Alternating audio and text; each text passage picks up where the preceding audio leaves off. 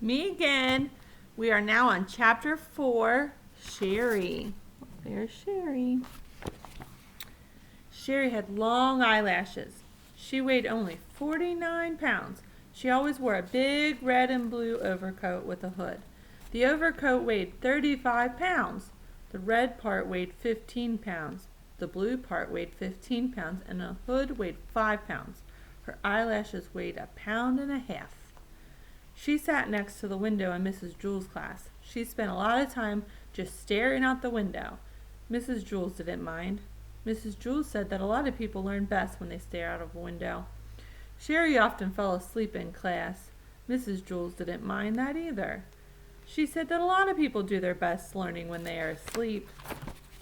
Sherry spent all of her time either looking out of the window or sleeping.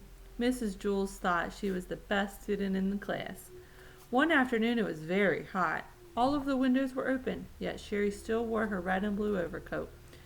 The heat made her very tired. Mrs. Jewls was teaching arithmetic. Sherry pulled the hood up over her face, buried herself in the coat, and went to sleep. Mrs. Jewls, said Kathy, Sherry is asleep. That's good, said Mrs. Jewls. She must be learning something.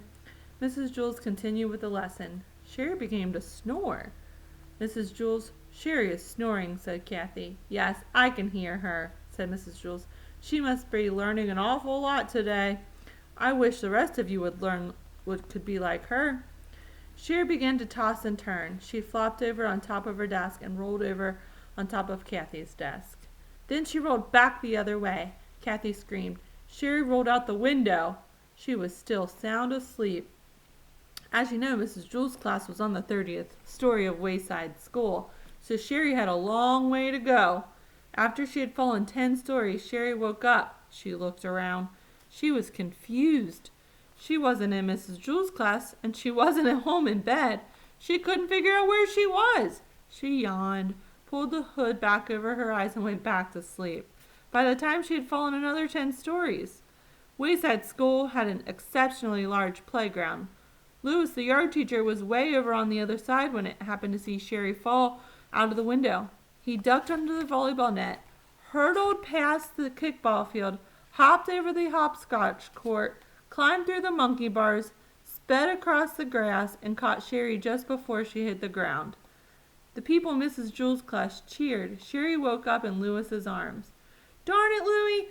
Louis, she said, what did you go and wake me up for?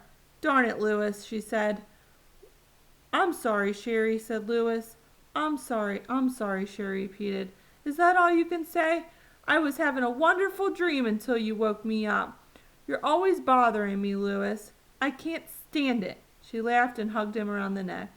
Louis carried her back up 30 flights of stairs to Mrs. Jewls' room. That evening, when Sherry went to bed, she was unable to fall asleep. She just wasn't tired. See you guys tomorrow.